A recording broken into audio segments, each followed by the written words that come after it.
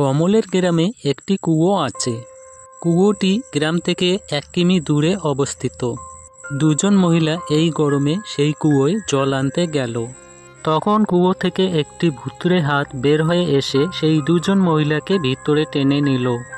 তারপর কমল প্রচণ্ড গরমে কাজ করে সেই কুয়োর পাশ দিয়ে বাড়ি যাচ্ছিল। তখন কমল কুয়োটি দেখতে পেয়ে কুয়োর কাছে গেল চলে। কমল যাওয়া মাত্র কুয়ো থেকে সেই ভুতুড়ে হাতটি বের হয়ে এসে কমলকেও ভিতরে টেনে নিল। এদিকে কমল যখন বাড়ি আসছে না, তখন কমলের বউ খুব চিন্তা করলো কমল কোথায়। তখন বাড়িতে এক সাধু বাবাকে ডেকে আনলো।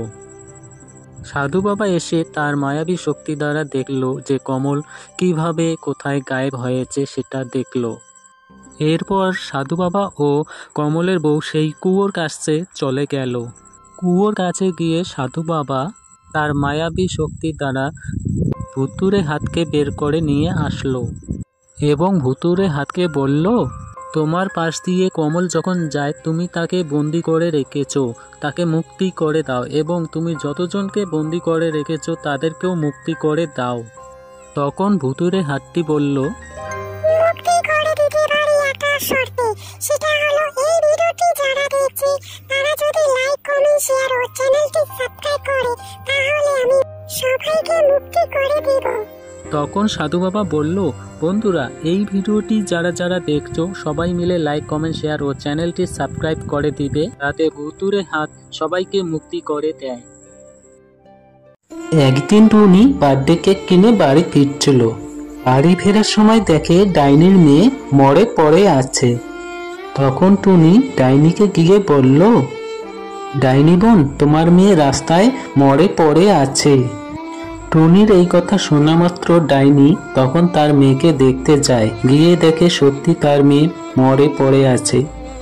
তখন ডাইনি মনে মনে ভাবে আর বলে, এটা নিশ্চয়ই টুনির কাজ, সে হয়তো আমার মেয়েকে মেরে ফেলেছে। এই ভেবে ডাইনি টুনিকে মেরে ফেললো তার জাদু শক্তি দ্বারা। টুনিকে মেরে ফেলার পর ডাইনি সেখান থেকে চলে গেল। তখন টুনির ছানা এসে দেখে তার মাকে ডাইনি মেরে ফেলে দিয়ে চলে গেছে। এরপর টুনির ছানা টুনির মৃতদেহকে নিয়ে গেল ডাইনির কাছে। ডাইনির কাছে গিয়ে টুনির ছানা বলল, ডাইনি, তোমার মেয়েকে এই রাক্ষসটি মেরেছে, আমার মা মারেনি, তুমি আমার মাকে ঠিক করে দাও।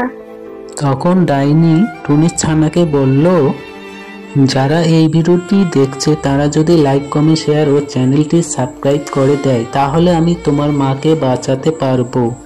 তখন টুনির ছানা বলল, বন্ধুরা এই ভিডিওটি সবাই লাইক কমেন্ট শেয়ার ও চ্যানেলটি সাবস্ক্রাইব করে দিন, যাতে ডাইনি আমার মাকে আবার বাঁচাতে পারে।